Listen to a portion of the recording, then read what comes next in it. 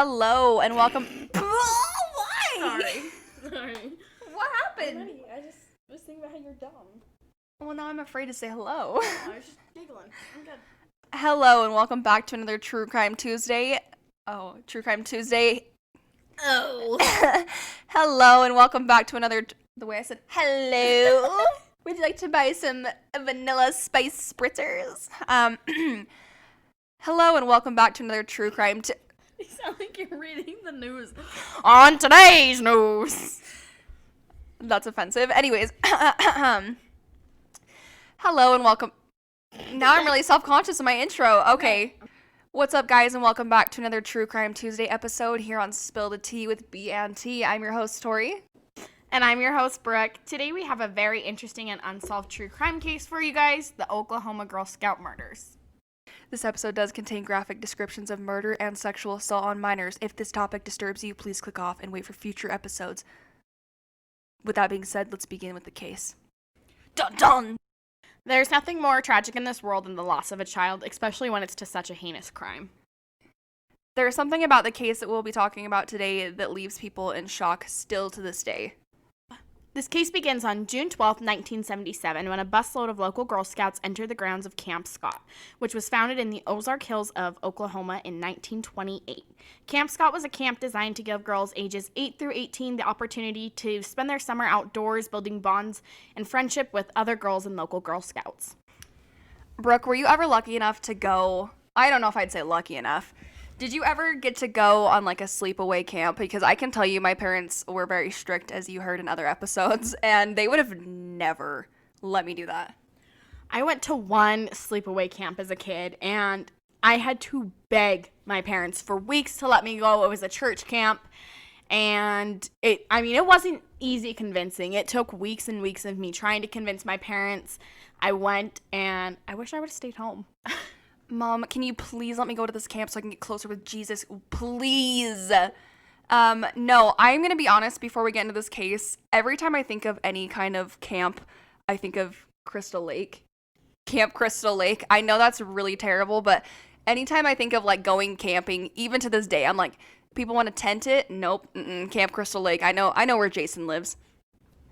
Yeah, pretty much. I mean, I think back on my church camp, and it was very Camp Crystal Lake vibe. So, in all seriousness, young girls like Lori Farmer, age 8, Michelle Gousset, age 9, and Denise Milner, age 10. And before we get more into the case, we wanted to take a few moments to give you some information and backstories on the girls and their personalities. Michelle Gousset was described as an active, athletic, and happy girl by her parents. Michelle had actually attended Camp Scott the year before and was looking forward to spending another week in the wilderness with fellow Girl Scouts. Michelle's mother said that on the morning before they had dropped her off at camp, Michelle ran downstairs and sat on her lap, telling her how much she was going to miss her and wanted to make sure her mother remembered to water her plants while she was gone. Michelle's father was later quoted saying, "It was like a premonition. She hugged us goodbye and was saying goodbye like she would never see us again." That quote just breaks my heart. So, Denise Milner was described as a great big sister and a mama's girl. She would get anxiety even at sleepovers at neighbors' houses and would call her mom in the middle of the night to come pick her up. We all knew a girl like this, and that's okay if you were her. Denise's mother was shocked when Denise had asked to go to Camp Scott. At first, Denise's mom declined due to her anxiety being away from home, but Denise had promised she wanted to go and wouldn't ask her mom to come get her.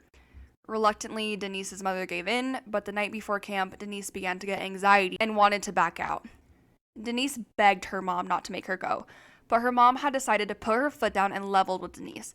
She told her to spend one night, and if the next morning she wanted to go home, she would pick her up.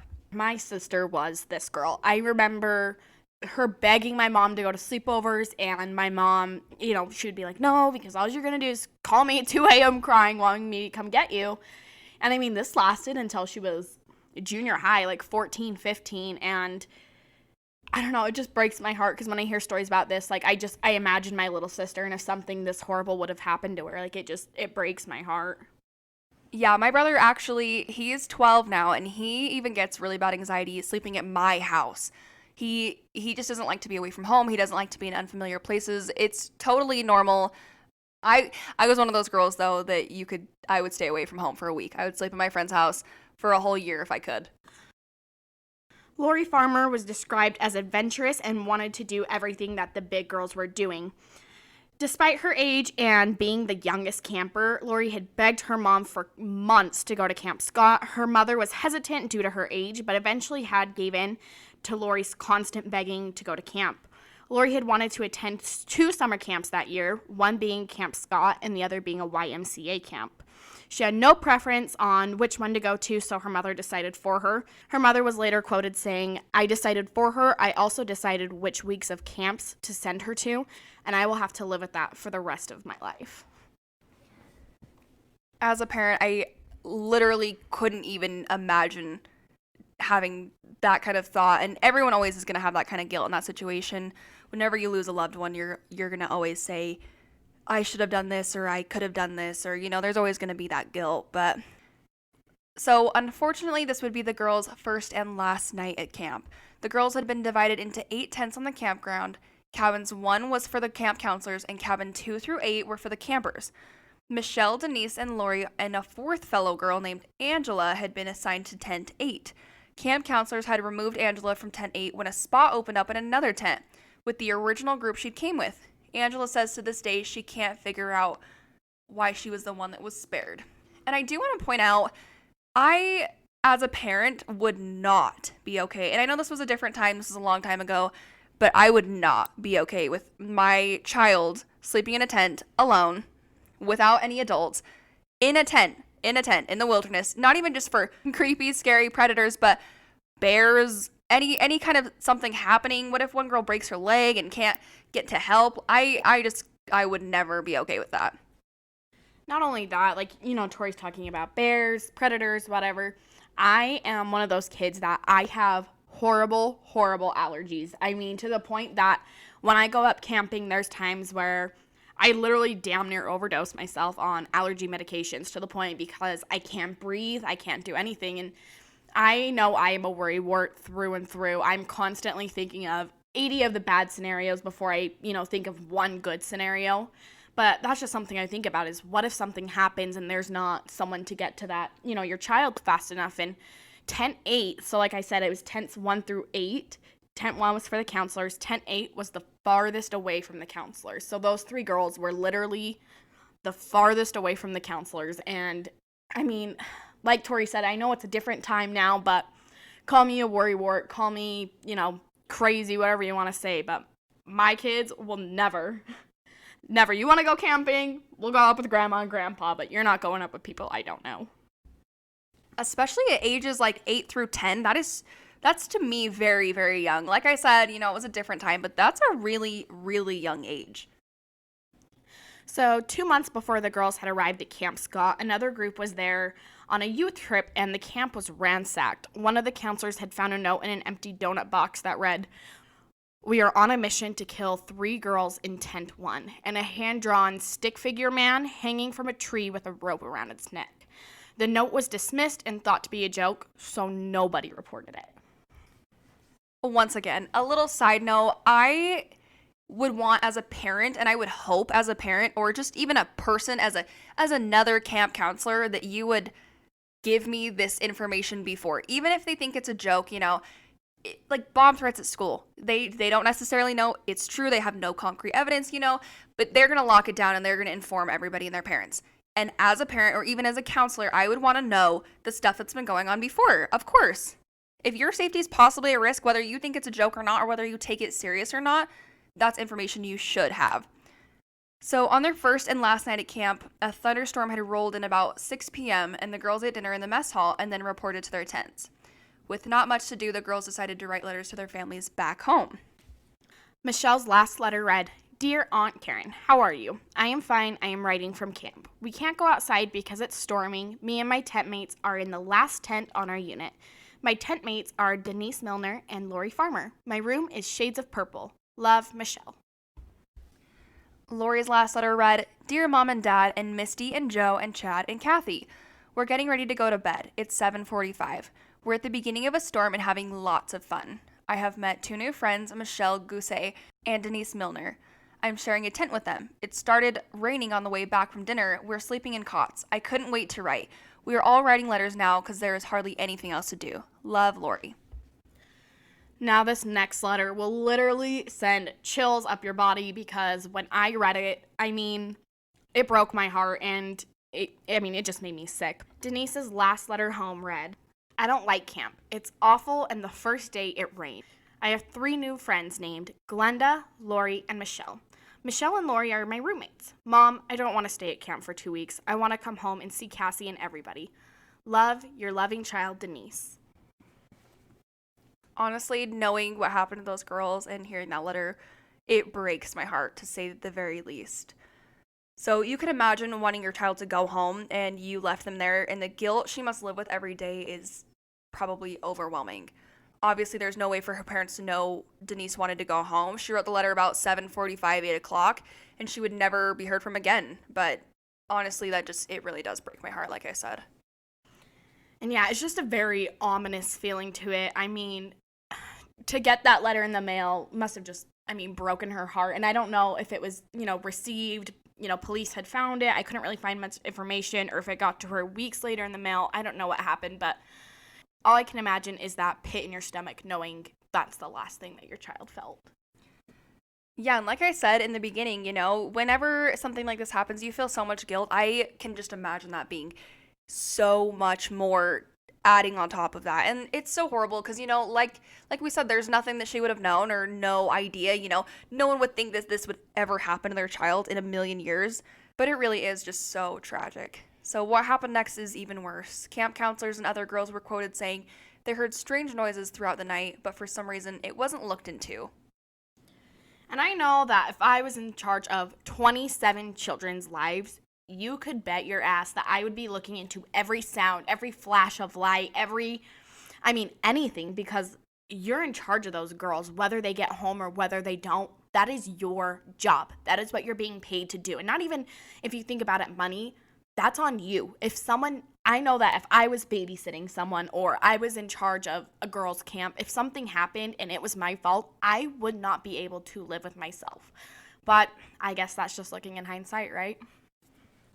Oh, yeah. I bet those camp counselors would have wished they looked into those noises more, and I wish they would have looked into those noises more. Even myself, I would want to check out what's happening, even if not just for me, but for those kids. But definitely, I would look into the noises. How can you hear something and have these crazy notes going on? But that's the whole problem with this case, is there was no communication. Nobody really knew of the other.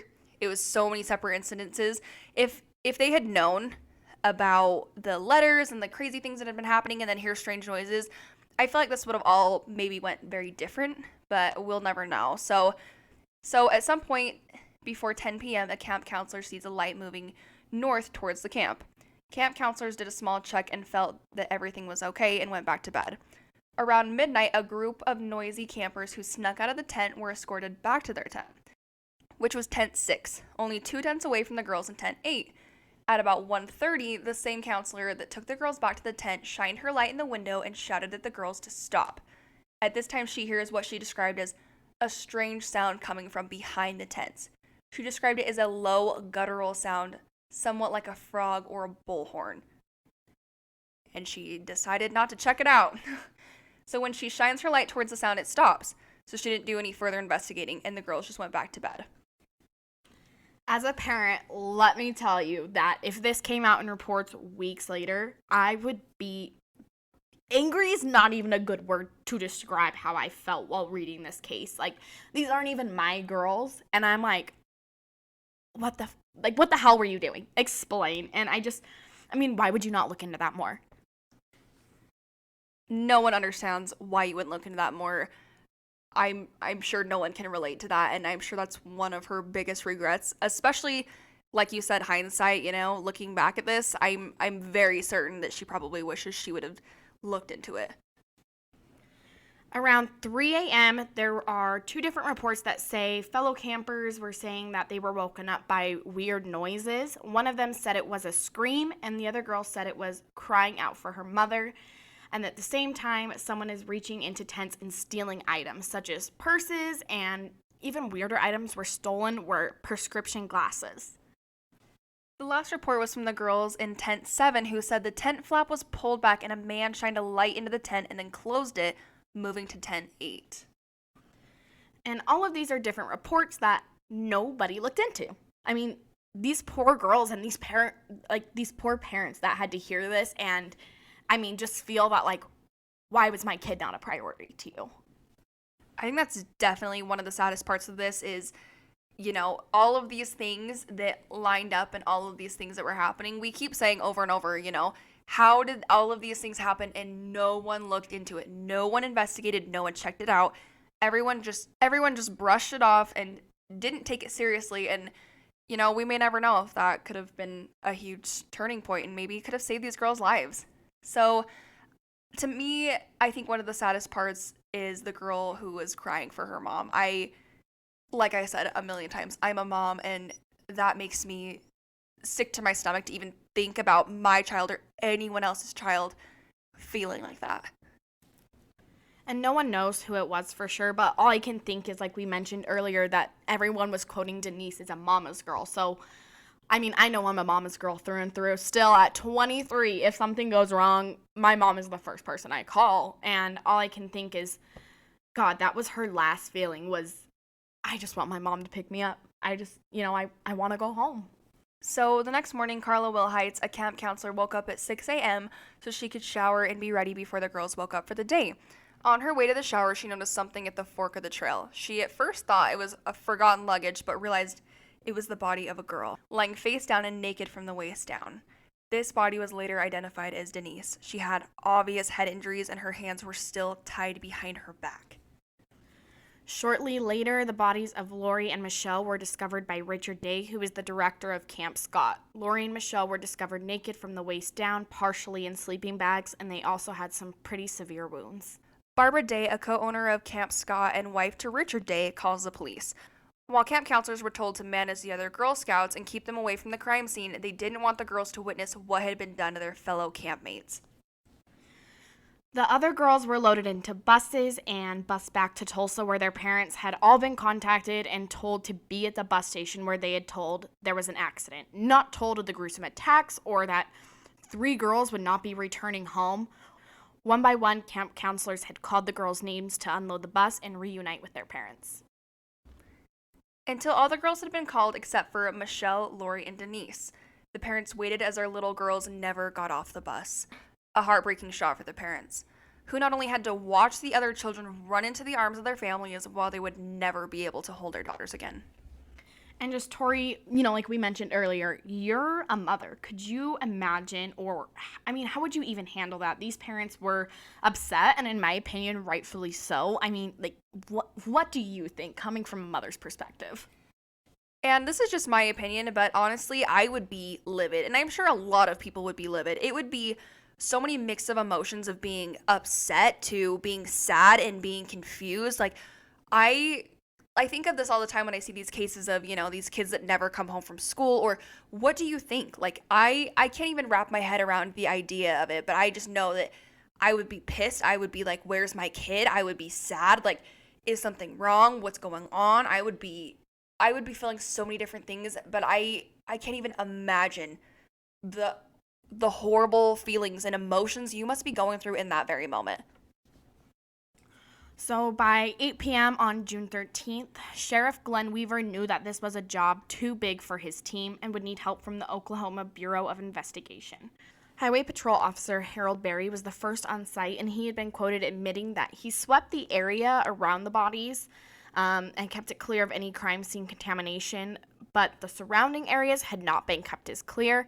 He was later quoted as saying, "I am positive that there were only one set of footprints. However, due to the large size of Camp Scott and the importance of getting other girls out, the general scene was not secured until much later."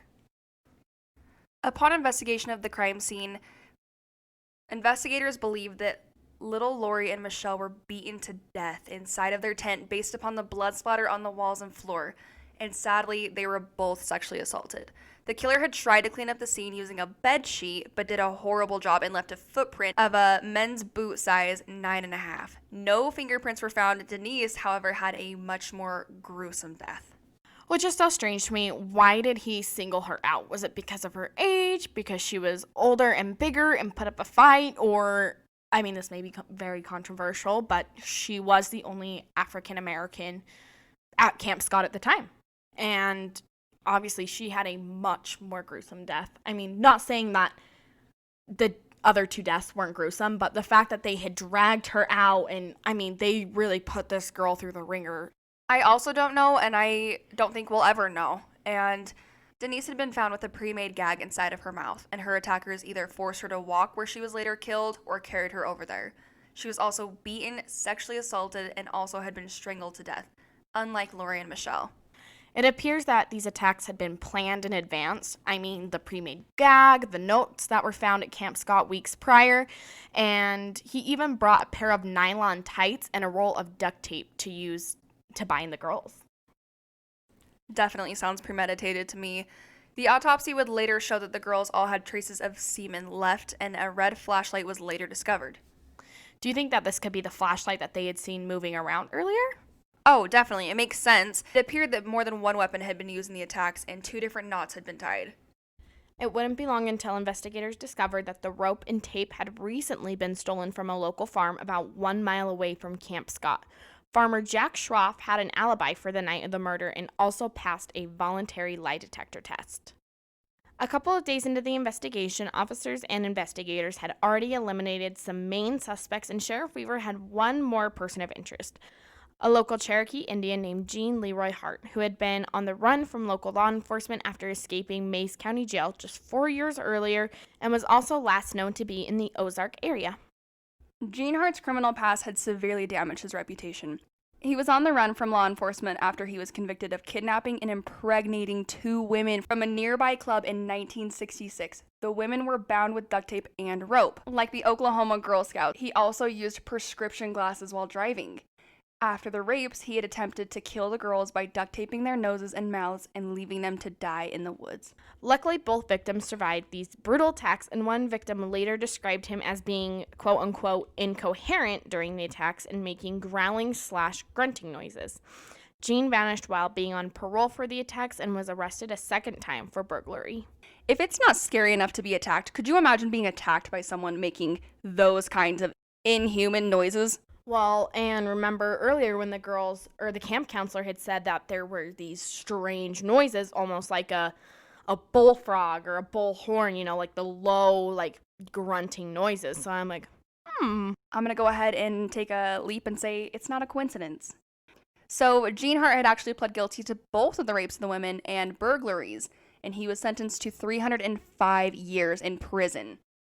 Many people speculated that the Cherokee community were hiding him and helping Gene Hart evade arrest, but many people also speculated that he was being framed for the murders by Sheriff Weaver, who was also in charge of the jail that he escaped from. People thought that Sheriff Weaver was so angry that he escaped and made him look bad that they were framing these crimes to get back at him. And let's not forget something that people commented on heavily during the time of the crime. The fact that semen was left behind on 3 girls, but people had stated that he had a vasectomy after the 2 rapes. Police wanted to find Hart and find him quickly. Police brought in tracker dogs, but it led to nothing. The force was large and described as dense in many reports, and it was also reported that searchers frequently got lost while searching the forest. Tips did come in that would help police. In a mountain cave overlooking Camp Scott, Oklahoma Sheriff's Bureau of Investigation discovered a pair of red women's underwear, a photo of 2 women, a torn-out newspaper article, and a pair of glasses that belonged to one of the counselors at Camp Scott. The pictures of these 2 women were put out by officers in an effort to find who these women were and what tie they had to whoever had the picture. Later in the investigation, it came out that the women ran a photography course in the prison Gene was at one point incarcerated in, and the cave was close enough to walk from Gene's mother's home. 2 weeks after the murder, a local farmer had reported that he seen Gene on a hillside near his home. Police went to investigate and found a fire and cigarette butts. The butts tested positive to match Gene's O blood type, and there was also a boot print left that matched the boot prints at Camp Scott. But get this, Gene, the primary suspect, was a size 11. So either he wasn't involved or there was a second killer involved like we speculated earlier. Our third and final lead was another cave about 1 mile away from the camp on the property of Jack Schroff. A prisoner had told police about the cave and claimed he met Gene Hart there after the murders. The prisoner was 16 years old and was later convicted for killing his son that was only 3 years old at the time. A letter was on the walls of the cave that read, quote, "The killer was here. Bye-bye, fools." and dated 77/6/17. So obviously, can we go ahead and assume that means June 17th, 1977? I mean, I'm no numerologist, but Who's the real fool? I really prefer date, month, year, not year, month, date. And if you disagree, you can go ahead and block me on every social media and don't unsubscribe from this podcast because we need the clout. So finally, after 10 long months of searching, the OBSI got a huge break in the case. An informant had been working with Agent Larry Bowles and discovered that Jean Hart had been hiding with a friend named Sam Pigeon, 50 miles away from Camp Scott. Pigeon said he was convinced that Jean was innocent and had been letting him stay there for 8 months. On April 6, 1978, OBSI had surrounded and arrested Jean Hart. Agent Bowles said to Jean, quote, "You killed those girls, didn't you?" Unquote. And Jean had replied, "You'll never pin this on me." At the time of the arrest, Jean was also wearing women's prescription glasses that didn't belong to him. What a fetish. Just why? I have so many questions. This is not the only one, but this is a large one. Well, have you ever wore glasses that weren't yours and you can't fucking see shit? Like, I just want to know how. Like, that's my main question is just how. Because I remember, like, wearing my grandma's glasses as a kid and, like, being blind as fuck. Oh, no, I wear glasses. Well, I'm going to rephrase. I'm supposed to wear glasses. And when I wear someone else's prescription, it's like you're wearing drunk goggles. It's terrible. And I've heard about people taking, like, you know, little memorabilias from their crimes or whatever, but to wear them, and it's not even like he's wearing a hat or a glove. He's wearing fucking glasses. Like, make it make sense. You can't. So the trial began March of 1979, and this trial took a huge toll on the victims' families, as expected. Those who believed Hart was innocent continually harassed the families of the victims and local law enforcement. There is very little evidence Jean allegedly left at the crime scene, and as mentioned before, Officer Weaver did have some resentment and animosity towards Jean. Over 400 people attended a fundraiser dinner to raise money for Hart's defense. Hart was described by someone who said he is charismatic and knows the power of media. He gave an interview that had aired on TV before the trial where he said, "Maybe I represent the fears and the doubts that many people have about any system that has the means and the power to overwhelm each and every one of us." I wish I could say it was uncommon for people to be wrongly convicted of crimes. And so do I. A study says that up to 10,000 people a year may be wrongfully convicted of a serious crime a year. I mean, that's a huge number. But let's not forget, he's not totally innocent. Even if he didn't kill these 3 girls, he'd been convicted and admitted to 2 rapes and 3 different burglaries. Like, I want to go back and say the fact that that many people, 400, showed up for a fundraiser for a man who confessed to raping and impregnating 2 women, confessed to it. And they were like, "Oh yeah, he's just so charismatic and you know, he's really not that bad." And I can't wrap my head around it, so I'd really like some explanation on that and maybe a little more insight on from some of the people what mindset you have to be in. Not only raping and, you know, getting them pregnant, but let's not forget that he tried to kill them. It was just unsuccessful. He did try to murder these women. So, you know, what's to say that he didn't try with these 3 girls and succeed? You know what? Even if he was innocent of these murders, I'll give it to him, you know, but I'm not going to feel bad for a guy who has done horrific crimes and you can never convince me otherwise. You know, I hope that if he were to be innocent, you know, that would be proven, but at the same time I don't feel bad. And let's not forget that during the time this, you know, crime had occurred, he was supposed to be in jail for 305 years or pretty much the rest of his life. And either if he would have just stayed in jail like he was supposed to, he wouldn't have been wrongfully convicted, or these crimes would have never happened. Really quick, I wonder why. I know why, but I think it's so weird when they sentence people to 305 years. Like, I know that, you know, the court system works a certain way and there's certain offenses that get certain amount of years, but like, could you imagine they're like, "Oh, instead of giving this life, we're gonna give him 305 years, and he serves his 305 years because he's a fucking vampire," or some weird shit. I feel like that would happen. Don't come for me, but I feel like that would be the instance when they're like, we gotta fix something. We gotta change it up. Johnny's a vampire. We gotta change some rules in here. I don't know, that's just a random thought, because someone I saw was sentenced to 10,000 years in another case, and I just want to know, what the fuck is the point? Like, you think he's counting down the days in his jail cell, like, one by one? Only 9,999 years to go. Yeah, I want to know why. So back to the case, there were only 2 usable items of forensic evidence that they could use against him. The hair they had pulled from the duct tape left at the crime scene came back to be a 99% match for Gene. Prosecutors brought in a professor, John McLeod, to examine the semen, and he had said there was a rare abnormality in a large number of the semen present. And his sperm also had abnormalities. Most likely due to his vasectomy. But this was back in 1979 when DNA wasn't used to convict someone of a crime. Now, let's get into the defense. And all I have to say is this man better be grateful for that defense team he had and everyone who showed up to that fundraiser, because, as we all know, being on the defense side in the courtroom is not an easy task. The bloody boot print in the tent was too small to be a match to Gene's shoe size, and none of his fingerprints were left behind at the scene. Gene also had an alibi for the night of the attack, and let's go back to the fact that he wasn't in jail like he was supposed to fucking be, but he was at an uncle's house. But unfortunately, the man, or the uncle who could testify and verify this alibi, had passed away during the time of the investigation. But once again, if Gene would have kept his ass in jail, he would have had a real solid alibi. Gene could not be proven guilty and was never charged with the murders of the girls. There were also several more suspects, but also could not be proven of the crime. Sadly, this case is still considered a cold case, and who knows if these girls or their families will ever get the justice they deserve. Which is just, truly heartbreaking, because to lose your child in such a brutal way is, incomprehensible. And to not have anyone to hold accountable would just, that'd be the worst feeling. You outlive your child and no one's held accountable for the crimes, and I just can't imagine. A civil suit was later filed against Magic Empire Girl Scouts by Lori, Denise, and Michelle's families for $2.5 million each. There are records in the newspaper that Camp Scott was being stalked by a dangerous person and even more possible persons before the murders.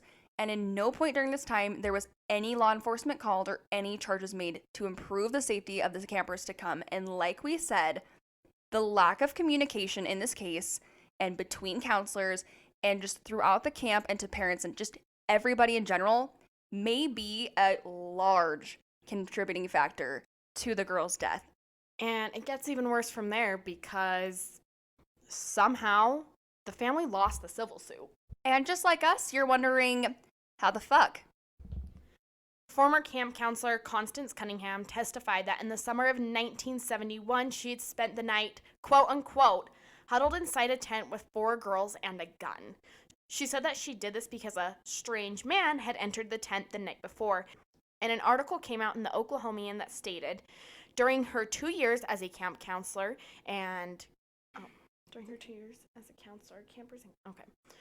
During her 2 years as a counselor, campers and counselors' tents were ransacked on several different occasions. During both years, campers and counselors spotted intruders at the night inside of the 410-acre camp. The former counselor said that she talked to the camp director, Helen Gray, in 1970 after campers came to her and said that they were hearing heavy breathing outside of their tents at night. The next year, Gray called a meeting with the counselors who knew about the previous year's incidents, and Candace later was quoted saying, "She cautioned us not to say anything of what had gone on the summer before to new counselors. She didn't want to upset them." Which, if I'm a new counselor coming into a camp, you better fucking warn me, because, all I can say is thank God social media wasn't a thing back there. Or I wish it was a thing back then. And more stories from former counselors piled up, and somehow they still lost the civil suit. I definitely think that the absolute least that these girls' families should be entitled to was the civil suit. That Magic Empire Girl Scouts didn't keep their girls safe. Oh, definitely. And even if they didn't win the suit, if the stories came out earlier and they had more communication, the key to this story, more communication earlier, the girls never would have gone to the camp in the first place. Or I bet a large amount of parents wouldn't have sent their children to the camp in the first place. And unfortunately, this case is still full of unanswered questions like this still to this day. So Camp Scott, thankfully, has been left empty and vacant since this horrible night. And from the sounds of it, it's better off that way because they didn't know how to keep anyone safe, including young children and their employees. So let's get into our final thoughts and what we feel about this. So a lot of this, Brooke research, and a lot of these quotes and things I'm hearing for the first time while we're reading this case. And honestly, I had never heard the Gene Hart theory, but one, I think he's guilty. I'm sorry. I think he's for sure guilty. No doubt in my mind. Not a slight doubt. And even if he isn't guilty, he deserves to rot in prison and hell for everything he did to the other women that he was found guilty for. I don't really care if, he was guilty or not, which, like I said, he is. But I there's just no doubt in my mind, and it breaks my heart so much for these families to know who killed your kid. Like, I'm sure they feel the same way we do. They definitely probably think he did it, and to know that this man did it, and he's still out there walking free, and he got to walk away, and he is living his normal life after doing not only this horrible crime but other horrible crimes, I would be sick. And while researching, I was trying to find what happened to Gene Hart after the trial, like if he went back to prison for the crimes he was supposed to be doing time before this, and unfortunately I couldn't find anything. But, that doesn't even, it does matter, but the fact that these girls never got justice. And when Tori and I wanted to start this podcast, we jotted down a list of crimes we wanted to cover, and this was one of my first cases because I remember driving home from Colorado with my fiance, and I was listening to a podcast called Crime Junkie, and literally sobbing in the car. I had to my fiance literally forced me to turn it off because I was just sobbing. I remember crying to him, and I was like, these girls are dead. And not only did they die in like a horrible accident, kids die all the time, as unfortunate, as sad as it is, but to have your child taken away from you in such a gruesome way is just, horrible. And how do you live with that? And the fact that these girls never got any justice. Still to this day, it is years and years and years and years later, and the girls are still fighting the girls' families are still fighting for some sort of justice. And at this point, how often do you see cold cases get solved? And honestly, we would love to hear your guys' thoughts on this. Please feel free to send us your opinions. Do you think Gene was guilty? Honestly, to me, I feel like this is one of those unsolved cases that really aren't that unsolved. It's just bad justice system, to be honest. So we would love to hear your thoughts and your opinions. And maybe if you hear another theory or you have more info on another suspect or something, please feel free to reach out to us. Thank you guys so much for listening to another True Crime Tuesday episode. As always, like Tori said, feel free to reach out with us with your thoughts. Maybe we can even start a Twitter thread where you guys can chime in and tell us about things maybe we missed. Make sure to follow us on Twitter or Instagram or our Facebook so you guys can see those and interact with each other. We will be back with another True Crime Tuesday episode coming up, and thank you guys so much for listening.